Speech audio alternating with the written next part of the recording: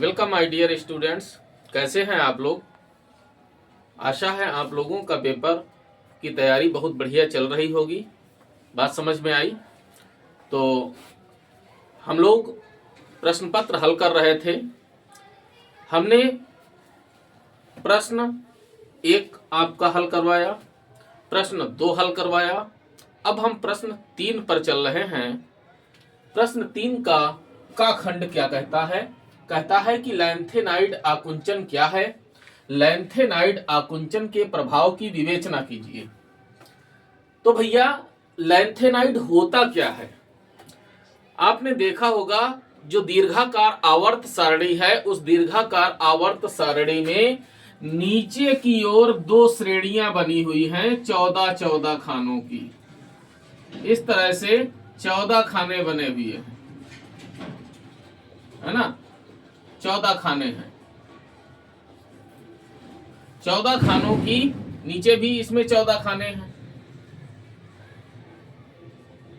ये 14 खानों की जो श्रेणियां हैं, इसमें जो ऊपर वाली श्रेणी है, ठीक है, जो परमाणु क्रमांक 58 से प्रारंभ होती है और परमाणु क्रमांक 71 तक जाती है, यानी 14 तत्व हैं। 58 से प्रारंभ होता है, 71 तक जाता है। समझ में आई बात। ये जो 14 खाने बने हुए हैं, इन खानों में 14 तत्व रखे हुए हैं। इन्हीं तत्वों को ही हम लैंथेनाइड्स कहते हैं या लैंथेनाइड तत्व कहते हैं, और इसी श्रेणी को लैंथेनाइड श्रेणी कहा जाता है। इतनी बात भैया समझ गए।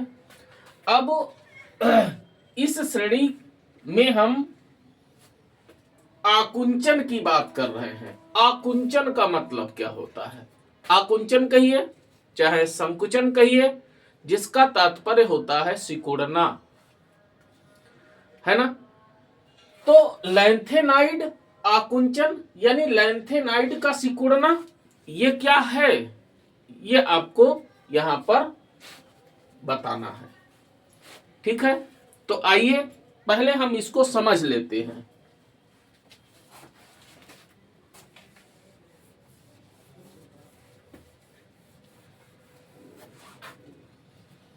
जैसे परमाणु क्रमांक 58 है, ठीक है। अब परमाणु क्रमांक 58 वाला जो तत्व है, उसमें प्रोटॉन भी 58 होंगे, इलेक्ट्रॉन भी 58 होंगे। उसके बाद में परमाणु क्रमांक 59 पे आ जाते हैं। प्रोटॉन भी 59 होंगे, इलेक्ट्रॉन भी 59 होंगे। फिर 60 पे आ जाइए, प्रोटॉन भी 60, इलेक्ट्रॉन भी 60, 61, ऐसे ही 62, 63, 64, है ना। 61 proton, 61 electron, 62 proton, 62 electron, 63 proton, 63 electron, 64 proton, 64 electron. इतना समझ गए। तो प्रोटॉन कहां होता है, नाभिक में होता है। तो नाभिक में जब प्रोटॉनों की संख्या बढ़ेगी और प्रोटॉन होता है धनावेशित, तो नाभिक का धनावेश बढ़ेगा। इधर आ जाइए, इलेक्ट्रॉनों पे हम चलते हैं। अब यहां पर जो इलेक्ट्रॉन है वो भैया 4f उपकोष में भरते हैं। 4f उपकोष में भरते हैं। भाई लैंथेनाइड जो है ये f ब्लॉक का तत्व है, तो 4f उपकोष में जो है इलेक्ट्रॉन भरते हैं, और f उपकोष में 7 ऑर्बिटल पाए जाते हैं।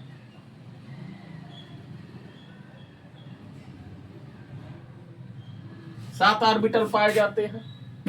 तो जो 58 वाला है, जैसे, ठीक है, एक इलेक्ट्रॉन गया, फिर दूसरा गया, फिर तीसरा, फिर चौथा, फिर पांचवा, फिर छठा, फिर सातवां, ठीक है। तो 1 2 3 4 5 6 7 यानी 64 तक, परमाणु क्रमांक 64 तक जो है इलेक्ट्रॉन 4f में हर एक ऑर्बिटल में एक एक चला गया। जब 65 आता है तो अब इलेक्ट्रॉन युग्मित होना शुरू हो जाता है। उसके बाद 66 वाला होगा, फिर एक बढ़ जाएगा, युग्मित होगा। तो जब इलेक्ट्रॉन युग्मित होगा तो इलेक्ट्रॉन इलेक्ट्रॉन प्रतिकर्षण बढ़ता है, ठीक है। तो जब तक ये युग्मित नहीं होता है तब तक प्रभावी नाभिकीय आवेश बहुत तेजी से वृद्धि करता है और इलेक्ट्रॉनों को अपनी ओर तेजी से खींचता है। और इलेक्ट्रॉनों को अपनी ओर खींचने के कारण जो त्रिसंयोजी आयन है या जो परमाणु है उसका आकार घटने लगता है। यानी श्रेणी में हम जैसे जैसे आगे की ओर बढ़ते चले जाते हैं तो श्रेणी हमारी, यहां पर हमने ऊपर से नीचे लिखा है, वैसे तो श्रेणी बाएं से दाएं की ओर चलती है ना। तो जैसे जैसे हम श्रेणी में आगे बढ़ते हैं वैसे वैसे परमाणु का आकार घटता जाता है। इसी को लैंथेनाइड आकुंचन बोला जाता है। बात भैया समझ गए? तो आइए हम भाषा पे चलते हैं कि इसकी भाषा क्या होगी।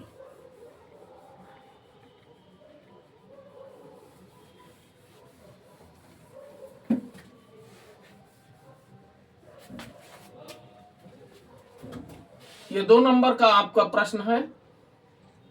बहुत बड़ी भाषा आपको नहीं लिखनी है, संक्षिप्त रूप देना है। यहां पर देखिए भैया, लैंथेनाइड आकुंचन की परिभाषा क्या होगी। लैंथेनाइड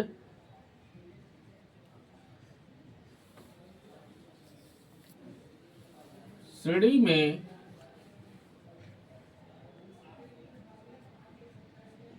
आगे की ओर बढ़ने पर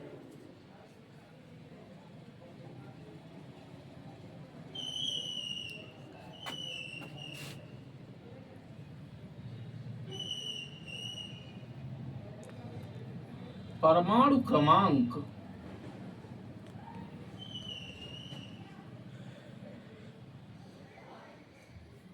की वृद्धि के साथ साथ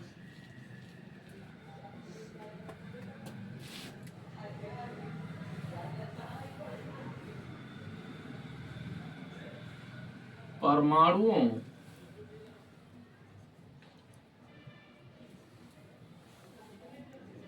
व त्रिसंयोजी आयनों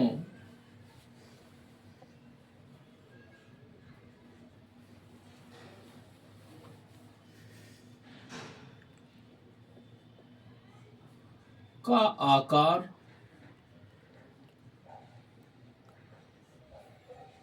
घटता जाता है।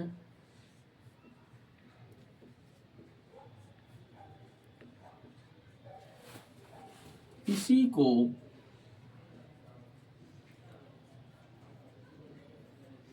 लैंथेनाइड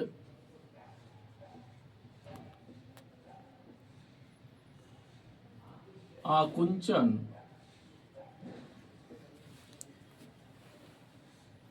कहते हैं।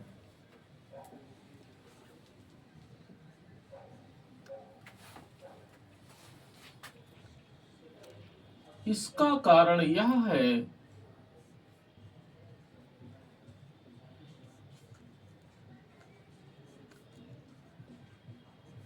कि परमाणु क्रमांक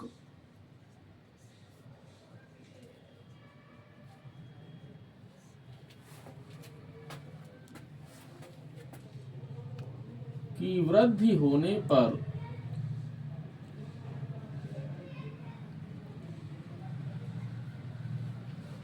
नाभिक में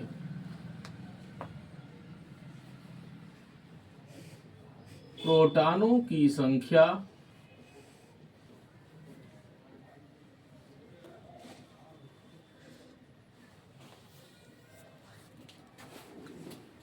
में वृद्धि होती है,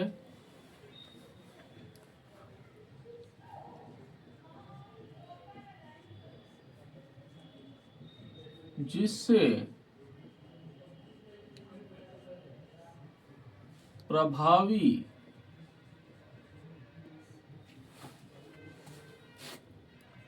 नाभिकीय आकर्षण बल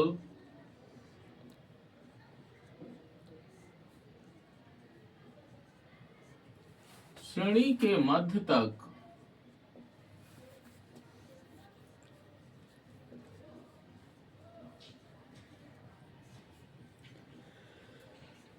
तेजी से बढ़ता है।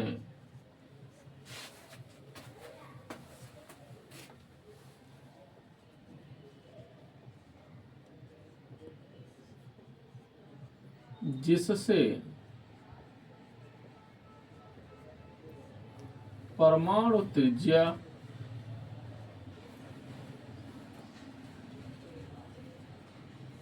व आयनिक त्रिज्या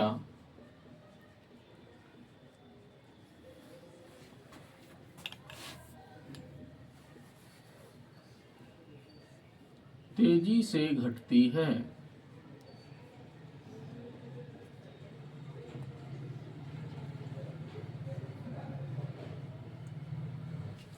और आगे बढ़ने पर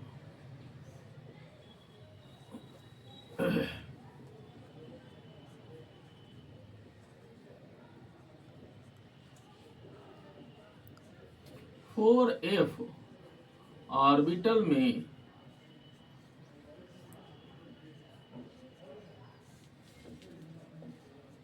इलेक्ट्रॉन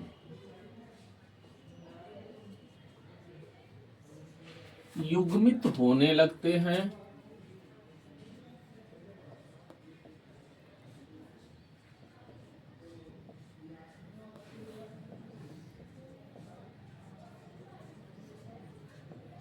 जिससे इलेक्ट्रॉन इलेक्ट्रॉन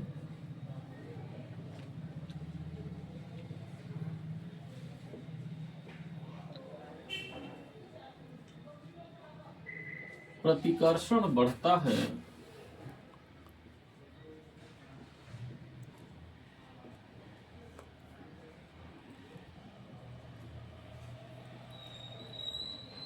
जो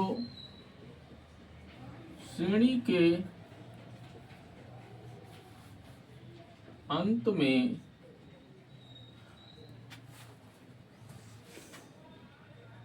नाभिकीय आकर्षण बल को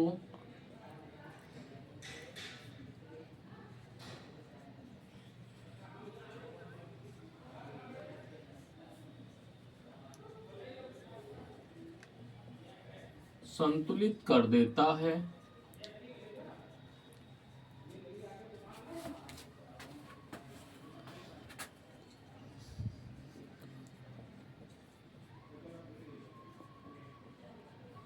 जिससे श्रेणी के अंत में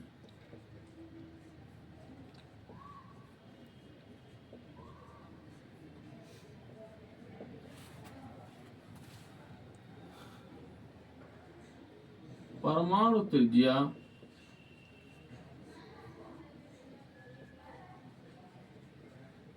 व आयनिक त्रिज्या में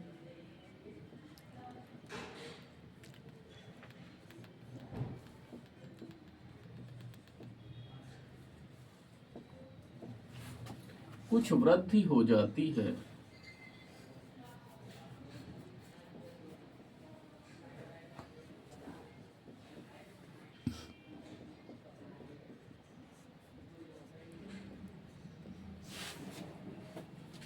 यह हुआ भैया आपका आंसर। ठीक है कि लैंथेनाइड श्रेणी में आगे की ओर बढ़ने पर परमाणु क्रमांक की वृद्धि के साथ साथ परमाणुओं व त्रिसंयोजी आयनों का आकार घटता जाता है। इसी को लैंथेनाइड आकुंचन कहते हैं। इसका कारण यह है कि परमाणु क्रमांक की वृद्धि होने पर नाभिक में प्रोटॉनों की संख्या में वृद्धि होती है जिससे प्रभावी नाभिकीय आकर्षण बल श्रेणी के मध्य तक तेजी से बढ़ता है, जिससे परमाणु त्रिज्या व आयनिक त्रिज्या तेजी से घटती है। और आगे बढ़ने पर 4f ऑर्बिटल में इलेक्ट्रॉन युग्मित होने लगते हैं, जिससे इलेक्ट्रॉन इलेक्ट्रॉन प्रतिकर्षण बढ़ता है, जो श्रेणी के अंत में नाभिकीय आकर्षण बल को संतुलित कर देता है, जिससे श्रेणी के अंत में परमाणु त्रिज्या व आयनिक त्रिज्या में कुछ वृद्धि हो जाती है। बात भैया समझ गए? ठीक है, तो यह है लैंथेनाइड आकुंचन का प्रभाव। देखिए भैया प्रश्न संख्या 3 खा क्या कहता है? कहता है नर्स्ट समीकरण पर संक्षिप्त टिप्पणी लिखिए। 2 नंबर का है। तो नर्स्ट समीकरण पर आपको टिप्पणी लिखने के कई तरीके हैं कि आप एक इलेक्ट्रोड अभिक्रिया ले लीजिए जो अपचयन अभिक्रिया हो, ठीक है, उस आधार पर लिख सकते हैं। आप डायरेक्ट चाहें तो आप डायरेक्ट भी लिख सकते हैं, ठीक है। तो जैसे मैं तो यहाँ पे डायरेक्ट लिख रहा हूं, क्या होगा? नष्ट समीकरण ई सेल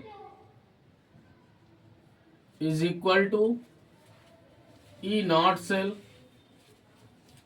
माइनस 2.303 RT बटा NF log बेस 10, ठीक है भैया। प्रोडक्ट का कॉन्सेंट्रेशन बटा रिएक्टेंट का कॉन्सेंट्रेशन।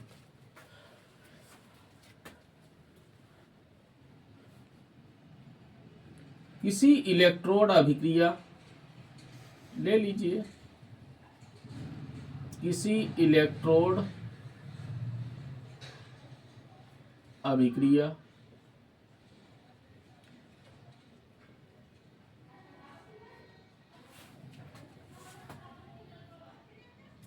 M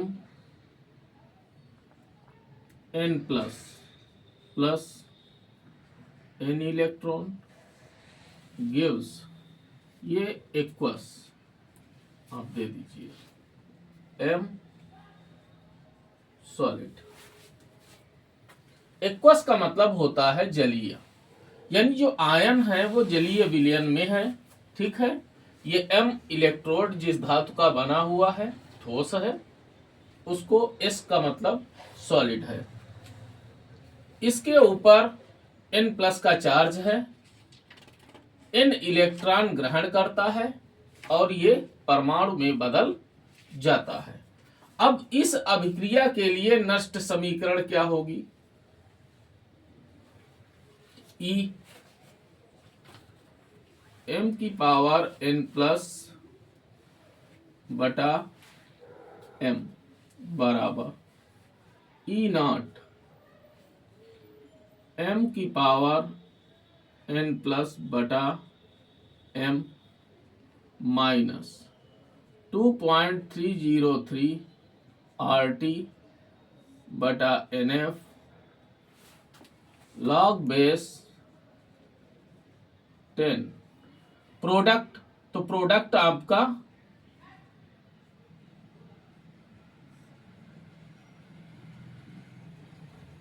बटा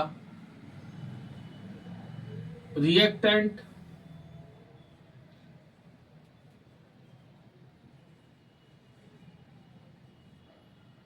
ये हो गया।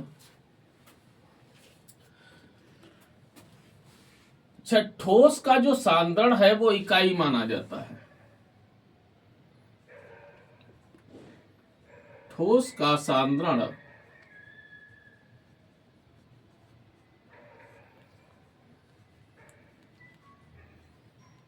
इकाई माना जाता है।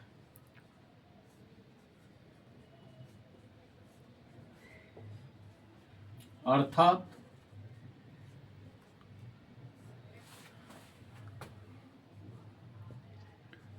कॉन्सेंट्रेशन ऑफ M बराबर क्या हो जाएगा? 1, ठीक है भैया। तो क्या हो जाएगी नष्ट समीकरण आपकी? E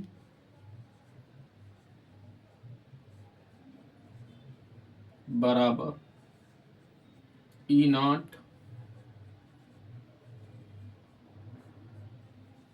माइनस 2.303 RT बटा NF log बेस 10 1 अपान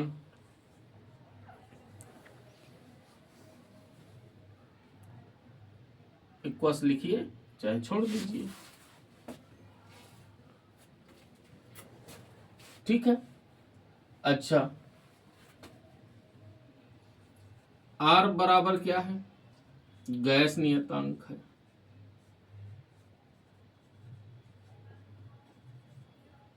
जिसका मान 8.134 जूल प्रति केल्विन प्रति मोल। T बराबर ताप है, परम ताप, जो कि 298 केल्विन। ठीक है। F बराबर फैराडे नियतांक,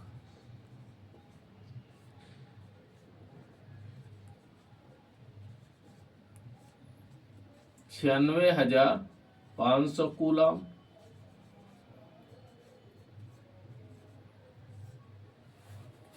अच्छा, ये मान जब हम इस समीकरण में रख देंगे, R, T व F के मान उपरोक्त समीकरण में रखने पर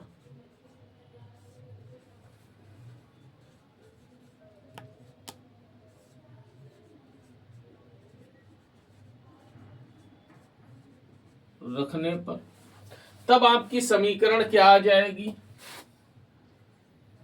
E बराबर E0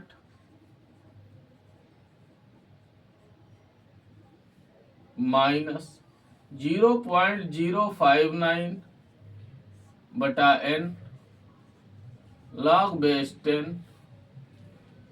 1 upon concentration of M ion।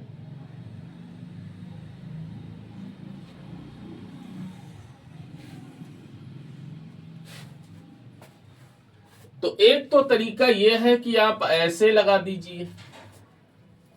दूसरा तरीका क्या है? आप इसको लिखिए और इसके बाद में डायरेक्ट आप ये वाला स्टेप ले आइए। अब ये वाला स्टेप तब लाओगे, पहले आप ये लिख लीजिए कि इसमें R क्या है, ये है, T का मान ये और फैराडे नियतांक ये। ठीक है। RTF के मान उपरोक्त समीकरण में रखने पर इसी समीकरण में आप डायरेक्ट रख दीजिए। तब क्या आ जाएगा? E सेल बराबर E0 सेल, ये दूसरा तरीका है। 0.059 भी लिख सकते हैं बटा N log बेस 10। ठीक है। प्रोडक्ट बटा रिएक्टेंट। आप ऐसे भी लिख सकते हैं, दोनों ही तरीके सही है। बात भैया समझ गए अच्छे से? जहां पर जो स्टेप ना समझ में आया हो, आप कमेंट करके पूछ सकते हैं हमसे। तो देखिए भैया, प्रश्न संख्या 3 गा क्या कहता है? कहता है राउल्ट का नियम समझाइए। 2 नंबर का है। ठीक है। हमने हेडिंग डाल दी राउल्ट का नियम। अब राउल्ट का नियम जानने से पहले एक चीज आप जान लीजिए जिसे कहते हैं वाष्प दाब। वाष्प दाब किसे कहते हैं? देखो, जैसे भैया ये एक बर्तन है। ठीक है। इस बर्तन में द्रव भरा हुआ है। अब ये सब जो है ये द्रव के अणु हैं।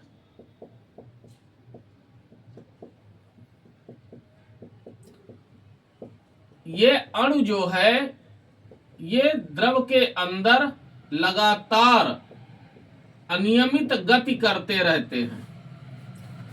अब ये है इधर गया, इससे टकराया, ये इधर गया, इस वाले से टकरा गया, टकराने के बाद में इसकी दिशा बदली, इधर गया, यहाँ इससे टकरा गया, फिर इसकी दिशा बदली, इससे टकरा गया है, फिर जो है इसकी दिशा बदली, इधर ये इससे टकरा गया, और इस तरीके से टकराते टकराते जो है ये आपस में भी टकराते हैं और बर्तन की दीवारों से भी ये लगातार टकराते रहते हैं।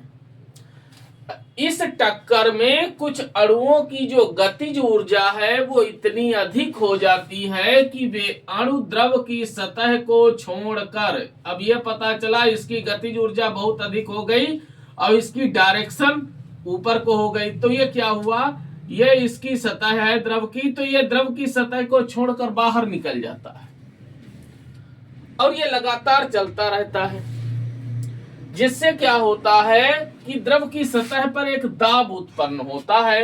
इस दाब को ही वाष्प दाब कहा जाता है। बात भैया समझ गए?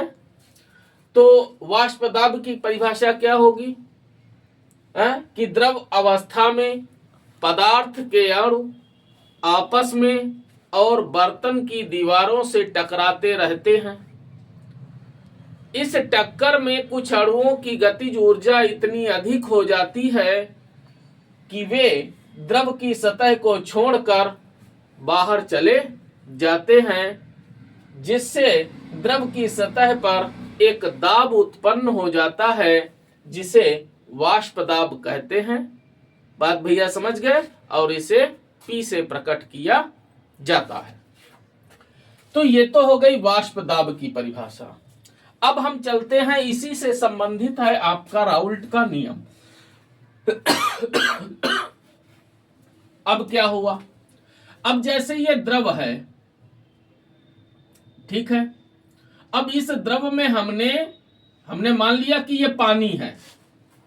अब इस पानी में हमने, ये पानी के अणु हैं, अब इसमें हमने जो है चीनी मिला दी, ये चीनी के अणु हैं भैया,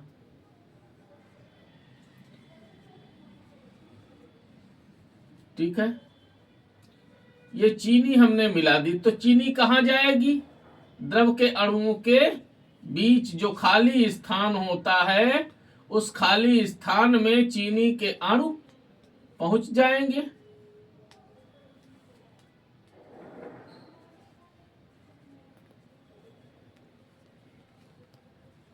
ठीक है, खाली स्थान में जो है चीनी के अणु पहुंच जाएंगे।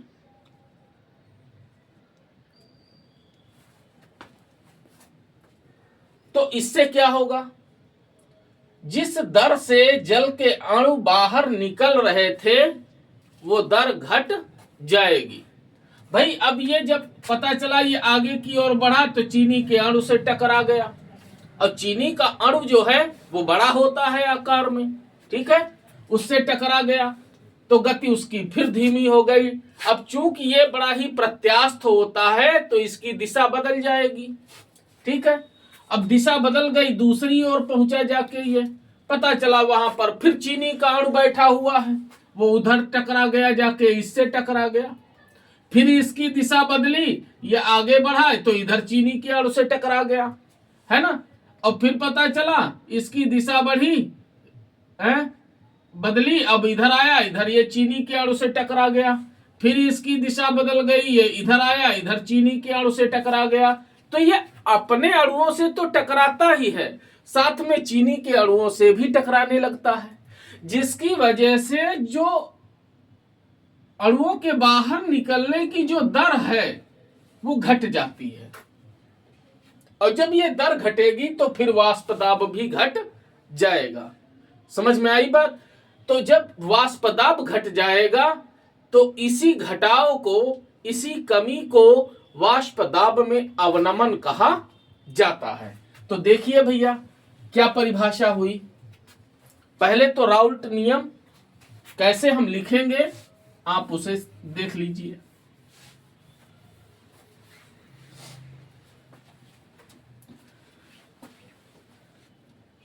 जब किसी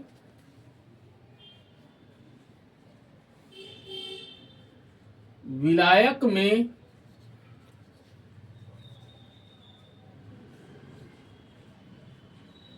किसी अवाष्पशील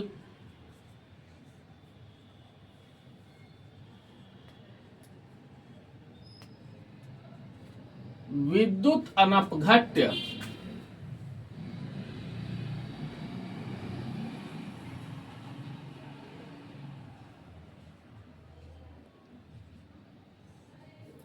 को घोला जाता है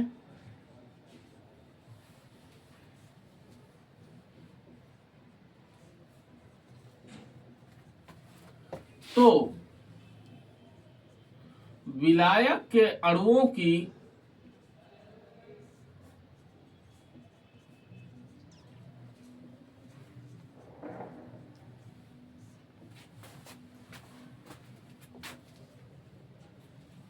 निर्गामी प्रवृत्ति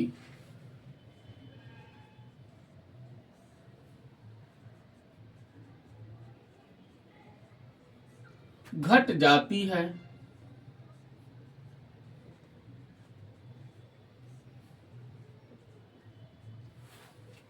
जिससे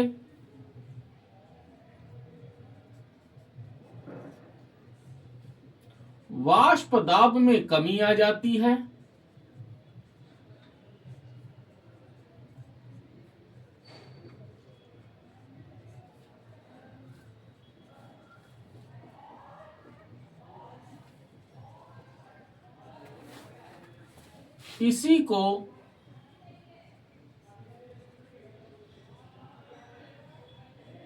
इसी कमी को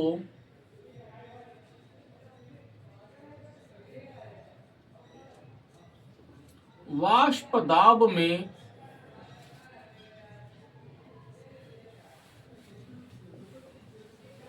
अवनमन कहते हैं।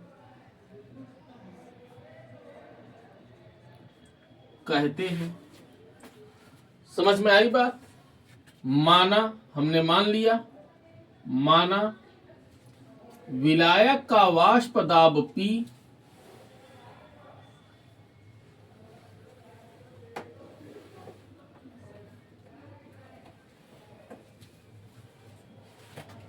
तथा विलयन का P मान लो या PO मान सकते हो, ऐसे PO, ठीक है। P तथा विलयन का वाष्प दाब PS है, तो वाष्प दाब में अवनमन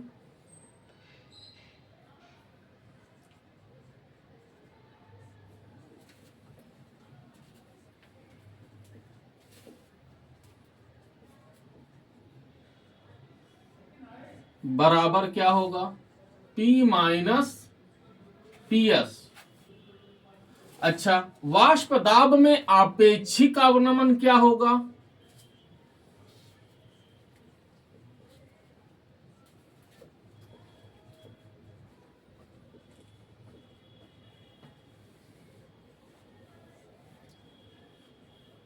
आपेक्षिक अवनमन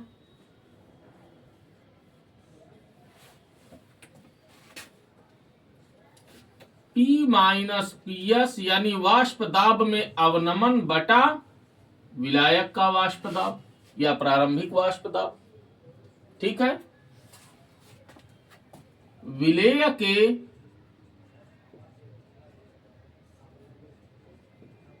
मोल प्रभाज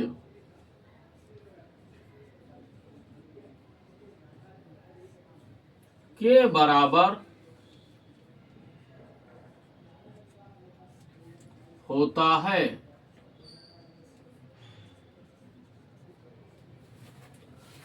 तो क्या बनेगा सूत्र? P माइनस PS बटा P बराबर X विलेय।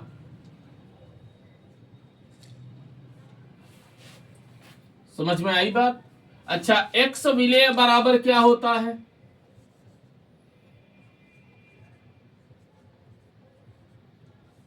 चूंकि X विलेय बराबर विलेय के मोलों की संख्या बटे विलेय के मोलों की संख्या प्लस विलायक के मोलों की संख्या, अर्थात विलयन के कुल मोलों की संख्या। तब क्या हो जाएगा, P माइनस पी एस बटा पी बराबर N बटा N plus capital N।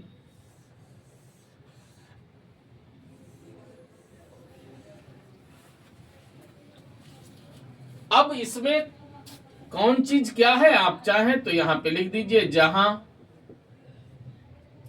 n बराबर, तुमको इसके नीचे लिखना है, ठीक है, विलेय के मोलों की संख्या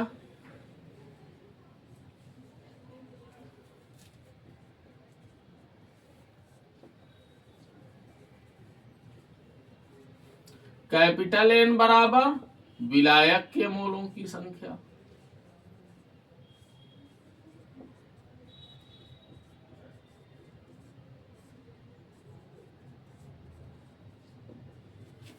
तो देखिए भैया, फिर से देख लीजिए, कहता है जब किसी विलायक में किसी अवाष्पशील, यानी ऐसा आपको पदार्थ, विलेय पदार्थ मिलाना है जो अवाष्पशील होना चाहिए। समझ में आई बात? ऐसा नहीं पदार्थ मिलाना है जो वाष्पशील हो, जैसे एल्कोहल है, आप एल्कोहल मिला दीजिए तो ना तो ये नियम फिर नहीं, उसका फिर अलग होता है हिसाब, ठीक है। तो आपको अवाष्पशील, जैसे चीनी, हमने कहा चीनी आप मिला सकते हो, ठीक है, और साथ में विद्युत अनपघट्य होना चाहिए। नमक नहीं मिला सकते, वो अवाष्पशील है लेकिन विद्युत अनपघट्य नहीं है, वो विद्युत अपघट्य है, यानी जब आप उसको घोलेंगे तो वो आयनों में टूट जाएगा। जबकि चीनी है, ग्लूकोज है, फ्रक्टोज है, समझ में आई बात, ये आयनों में नहीं टूटेंगे, तो इन्हीं को विद्युत अनपघट्य बोला जाता है, ठीक है। तो कहता है किसी अवाष्पशील विद्युत अनपघट्य को घोला जाता है तो विलायक के अणुओं की निर्गामी प्रवृत्ति घट जाती है। निर्गामी प्रवृत्ति का मतलब क्या होता है, जो बाहर निकलने की जो दर है वो घट जाती है, जिससे वाष्प दाब में कमी आ जाती है, ठीक है। इसी कमी को वाष्प दाब में अवनमन कहते हैं। समझ गए भैया? हमने माना विलायक का वाष्प दाब P है, ठीक है। कुछ किताबों में हो सकता आपने पढ़ा हो PO और ये इसको जो है P पढ़ा हो, कोई अंतर नहीं है, एक ही बात है।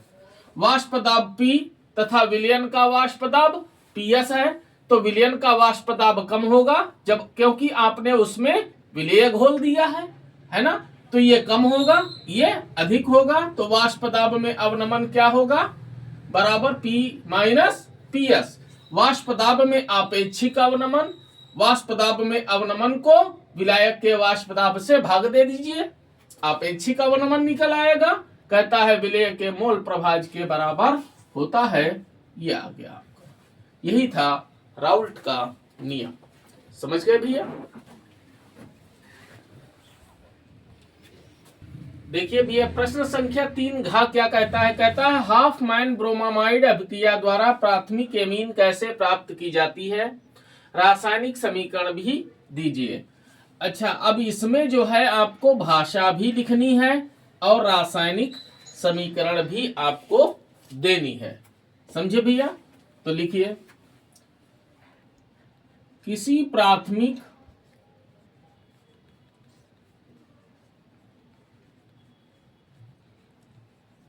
एमाइड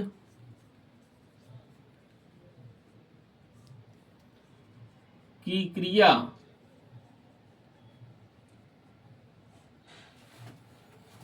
ब्रोमीन तथा कास्टिक पोटास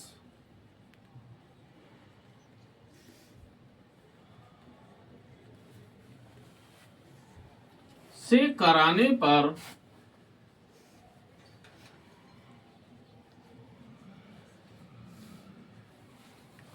प्राथमिक एमीन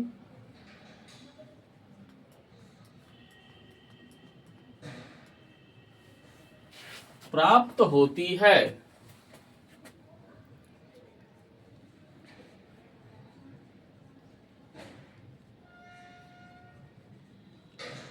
जिसमें एमाइड की तुलना में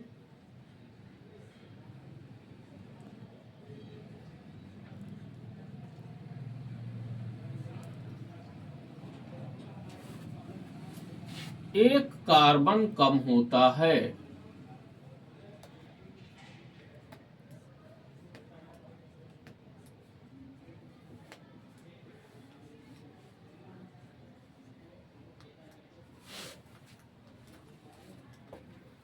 बात भैया समझ गए? अब आप ले लीजिए, हम पहले एक कॉमन रिएक्शन लिखे दे रहे हैं। ये है 1 डिग्री एमाइड प्लस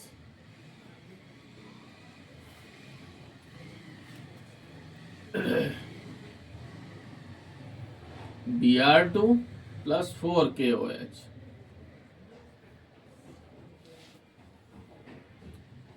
RnH2, ये बन गई एमीन। ठीक है, ये जो इसका CO समूह है, ये जो कीटोन समूह यहां पर बैठा हुआ है, ये अलग हो जाता है, पृथक हो जाता है, ये 1 डिग्री एमीन बन जाती है। प्लस 2 पोटेशियम, ये 2KOH जो है ये ब्रोमीन से क्रिया करते हैं, 2KBr बना देते हैं, पोटेशियम ब्रोमाइड के 2 अणु बन जाते हैं। ठीक है, अब 2 बचे KOH और 2 OH बचे।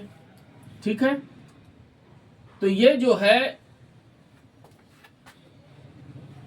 इसके साथ में जुड़ते हैं। भाई ध्यान दीजिए, ये समूह यहां पर है, ठीक, इस रूप में। अब इसमें 2 KOH बचे हैं, एक ये KOH, दूसरा ये KOH।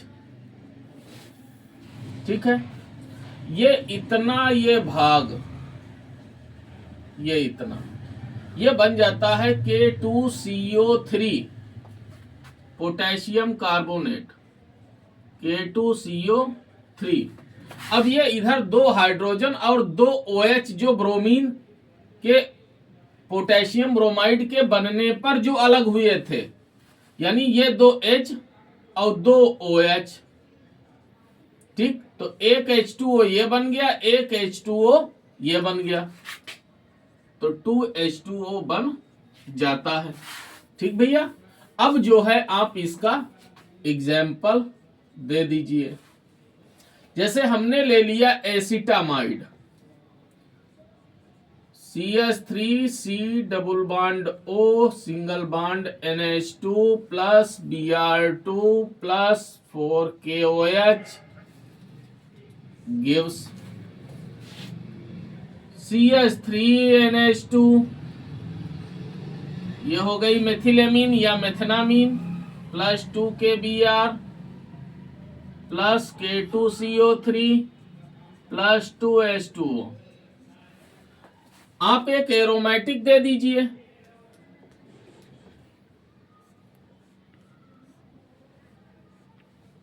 ये हमने बेंजेमाइड दे दिया। क्या है ये? बेंजेमाइड।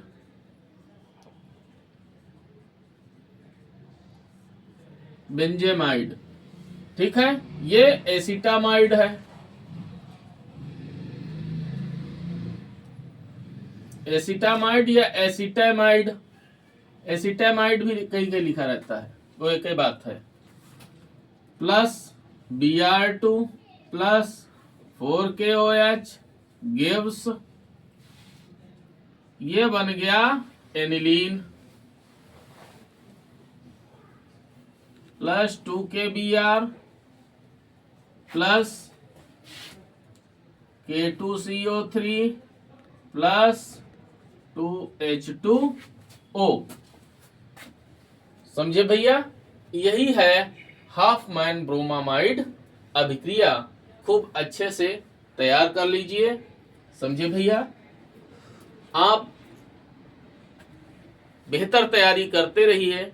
हम आपके साथ निरंतर जुड़े हुए हैं, आपको अच्छे से अच्छा हम बोर्ड मटेरियल उपलब्ध करा रहे हैं। धन्यवाद।